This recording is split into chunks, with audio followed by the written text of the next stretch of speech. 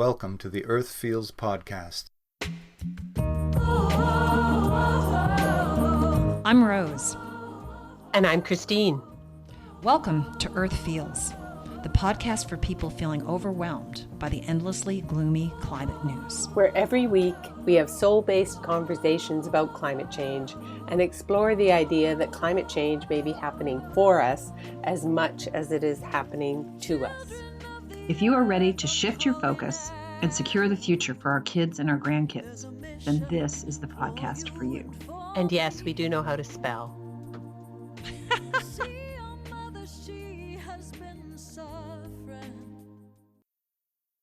So today's question, can the doughnut economy be the way people and the planet thrive? This week's Time magazine has a story entitled, Amsterdam is Embracing a Radical New Economic Theory to Help Save the Environment. I'm a subscriber, so I was fascinated by it. My background's in economics, and I knew nothing about this theory. Did you? I'd seen her TED Talk before, so we should mention it's Kate Raworth. Raworth.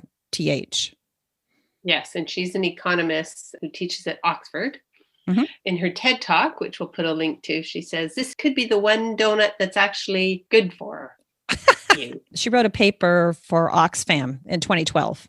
And there's a quote from that I just wanted to start with. It says, humanity's challenge in the 21st century is to eradicate poverty and achieve prosperity for all within the means of the planet's limited natural resources.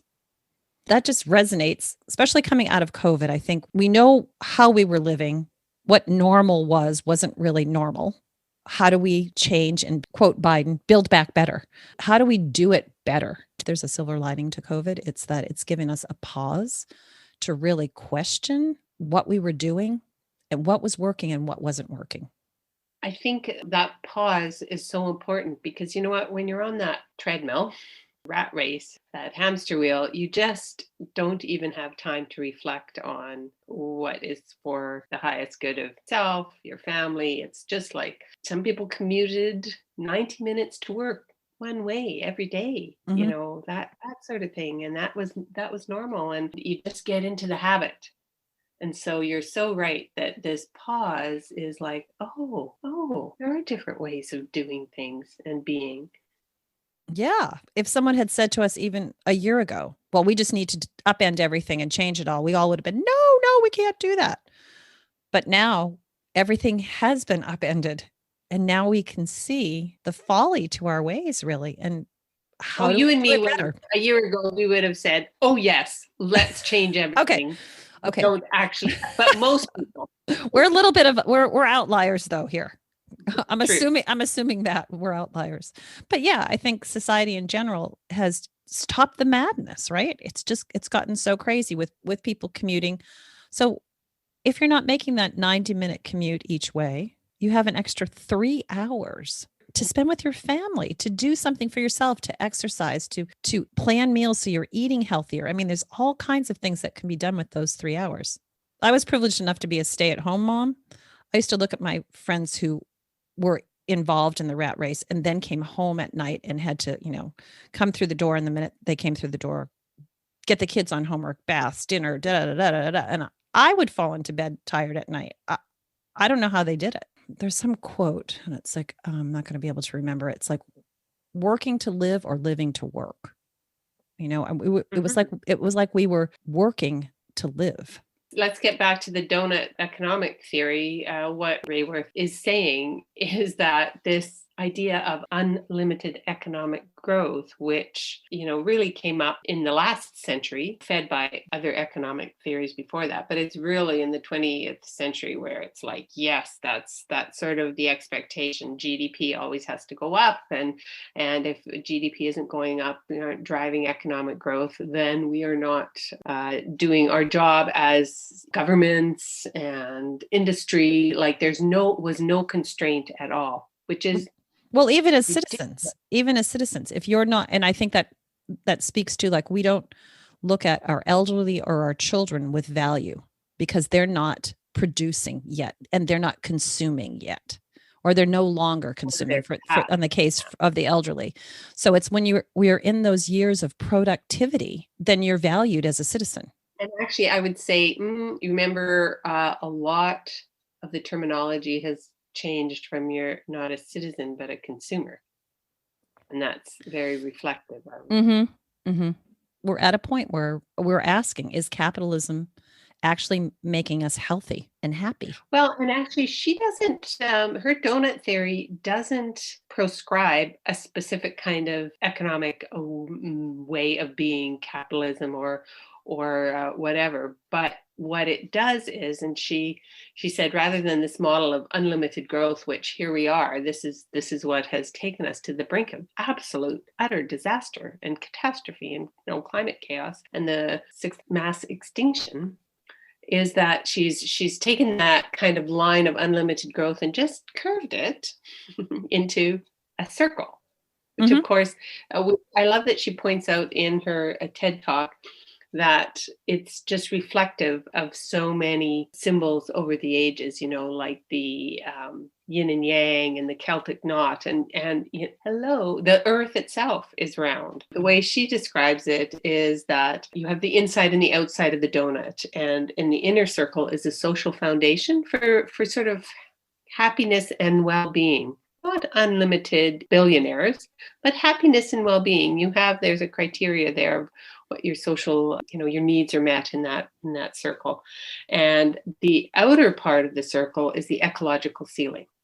And so right now, again, in her TED Talk, she shows how we've overreached that ecological ceiling in so many ways. And it's just, we can't keep doing that. The donut hole part, there's people who are falling through the cracks now, aren't included. They don't have their needs being met on that social foundation inner part. So the idea is you get everybody in, that's in the hole up to the inner part of that circle, and you don't exceed that outer circle, which is the ecological limit. Right. So there's a sweet spot in between where it's a safe and just space for humanity and the planet. Yeah. And so the Times article that you talked about talks about how Netherlands has been doing that pretty much just in the last year. I don't know if it's even been 12 months yet. No, I think they started it in 2020. I think, again, they were looking at how do we rebuild? What's going to change? How are we changing things going forward? And there's a number of other cities. I think you said Nanaimo in BC is one of the cities that's adopted this. Which is the first city in Canada to adopt it. It was just adopted in December. And I got a little bit of a kick out of reading what has gone on to kind of to lead up to that situation, because as you know, we spend time on Vancouver Island, although possibly not in the next couple of months, as we are feeling the need just to stay put, and travel restrictions may be happening even within Canadian provinces. So there's Nanaimo in December. The city council decides it will be guided by this Doughnut economic theory. And interestingly, the vote was 5-4 for this, including the mayor voted against it. And I want to read you a quote from one of the councillors who voted against it, because it's so typical of the mindset that we have right now.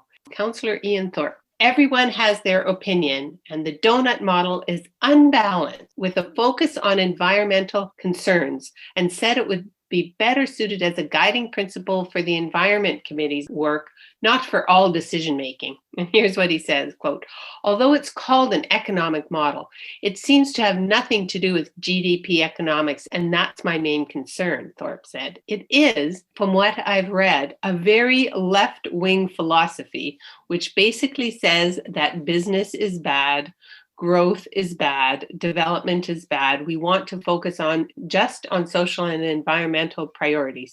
Well, I'm all in favor of being responsible for the environment, but I think there has to be a balance. And so another councillor responded and said, so to dispute that and say that this model is out of balance, I would say that's completely incorrect, because the current model is out of balance. And so it's just so fascinating that people don't see how out of balance this system is. It's just the status quo, and it feels good because that's what we've always done. I saw a quote yesterday, or a meme yesterday, about here in the States, we still don't have monies. We still don't have any kind of stimulus package. I mean, we got $1,200 back in March. We got $600 in December or early January. Maybe not everybody has gotten that. So $1,800 from the government to help people pay rent, pay food, people who are unemployed, yada, Wow. yada, yada, yada, yada. $1,800. That's drop. It's nothing. And yet government, the government's bailed out the airline industries, really bailed out industry in general, corporations, whatever. There's this mindset of a lot of our elected officials, and that's essentially what this meme said. I'll have to find it and I'll put it up on the page. And it's basically like, if we didn't have so many millionaires as our legislators, then maybe they would understand that $1,800 isn't going to cut it for people. So I think that kind of goes to what you're saying too. It's like, okay, who is this Ian Thorpe? Is he a businessman? Whatever your experience is shades what your opinions become. If you're born with a silver spoon in your mouth, then you don't understand. It's not necessarily that you're nasty or that you're an evil person. It's that you haven't lived it. You haven't walked it. You don't understand what it is to worry about paying bills. These people here in the States, there's so many of them that have been in there for so long. Their healthcare is taken care of. Their haircuts are taken care of. Their travel expenses are taken care of. They don't understand what the average person is feeling and doing. And I think what I love about the Doughnut Economics is that there's a foundation. The goal isn't to not have growth. The goal is, let's get a bottom that is essential, that everybody has clean air, clean water, a political voice, racial justice, the things that help people feel safe and have the ability to thrive. And then, yes, we can have growth, but not when it's costing us ocean acidification and climate catastrophe. We're not having profit for profit's sake. We can still be profitable, but we have to bring these other values. We have to bring our heartfelt value system into our economics. Right. Article in the Times mentions going to the store, and now zucchini are priced slightly higher because the price includes, the cost of transport, the carbon footprint, like actually in cents, CENTS, Yeah. on the price.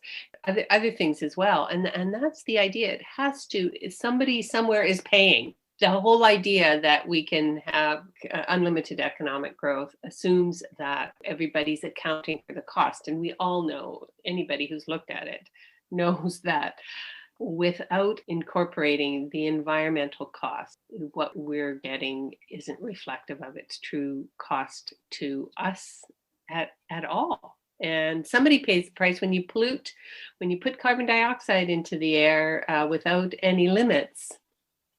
Wow, it's going to be so expensive for us all to deal with. Externality, as it's called. Sooner or later, you have to pay the piper. Yeah, I liked one of the other things that Kate said in her TED Talk. She got the quote here. When we think in terms of health and we think of something that tries to grow endlessly within our own bodies, we recognize that immediately that would be a cancer. And so if we're looking at the earth as our larger body, right? This exponential growth is cancerous. It's causing the demise of everything. Really interesting theory, and loving to see it adopted in some cities, because as some places adopt it and they're successful, then other places, of course, there's a bunch of naysayers. There will always be naysayers for any new thought. That's how change happens, right? As Craig Jonas mentioned last week, this change happened, lots of change happened around the bubonic plague. So we have the pandemic and all of these environmental crises. And so this is the opportunity, whereas you're right, 20 or 30 years ago, would anybody have even considered adopting it, any cities? And if they did, they would have been outliers. But this is an interesting time, and we'll see. I mean, Nanaimo only adopted it in December, and I did read some letters to the editor that said, well, that's all fine and good, but they're not doing basic things to encourage walking in the city, which seems to be one. So there's, the nitty gritty, the devil's always in the details. I think Portland is considering. Portland, Oregon. Yes.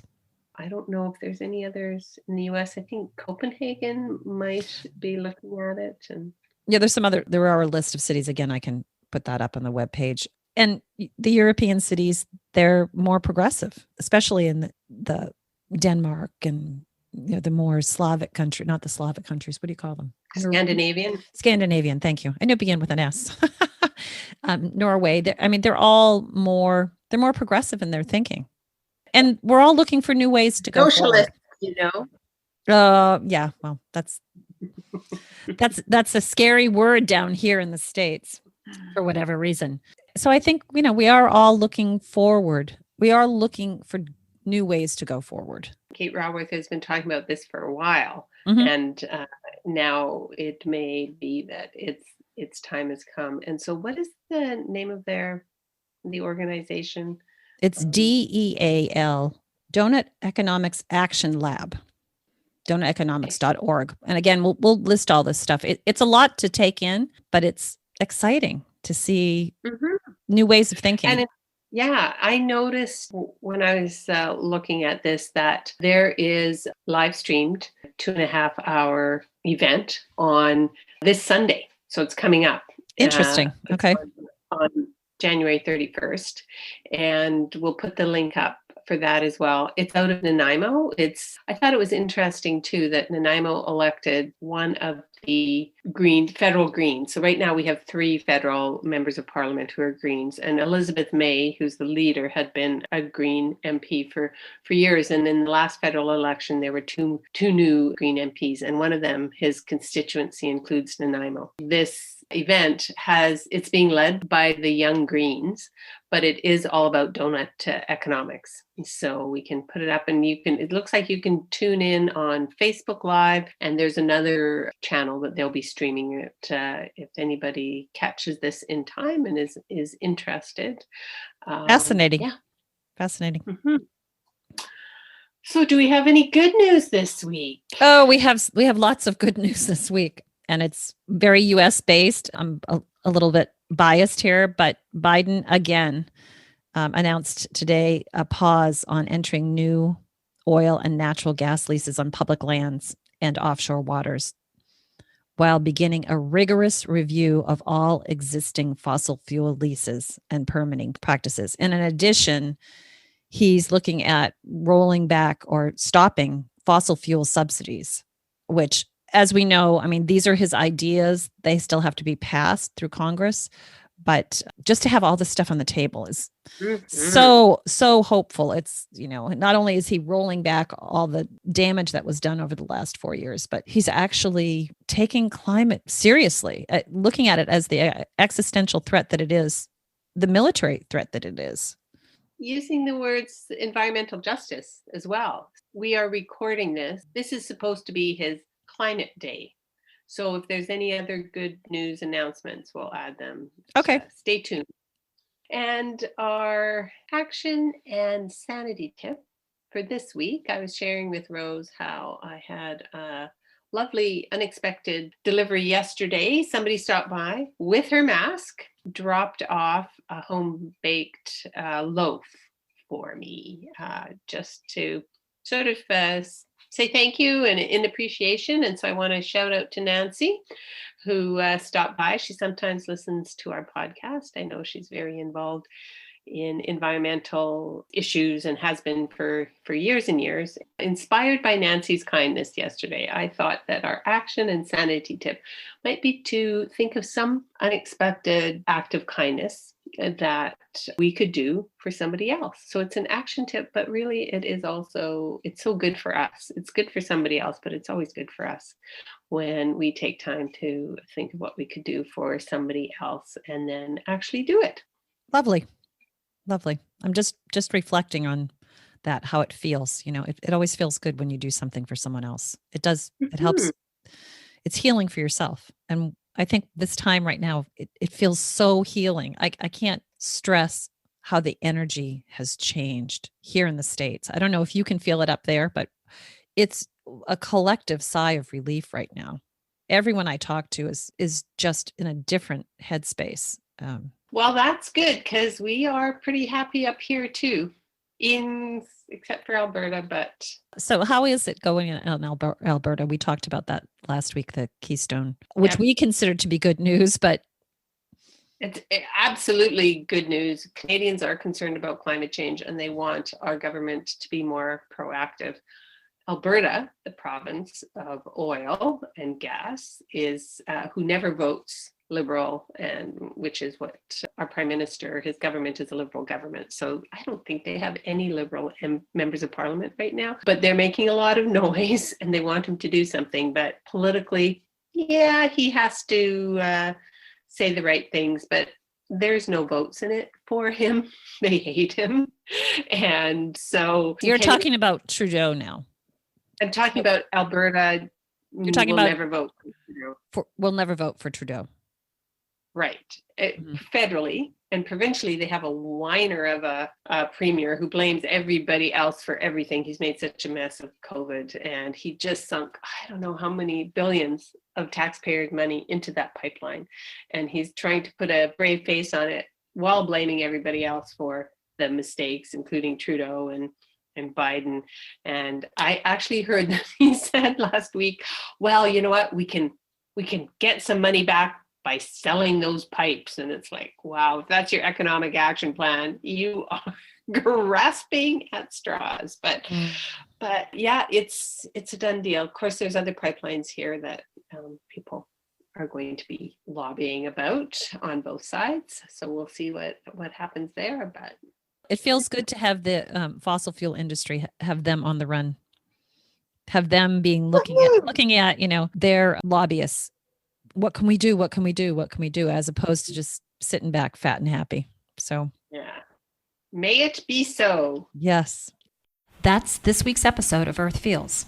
Special thanks to singer-songwriter Kristen Hoffman for generously allowing us to use Song for the Ocean. Thanks for listening. Don't forget, subscribe to our podcast so you don't miss an episode. Catch you next time. Bye-bye. Children of the earth, I'm calling out.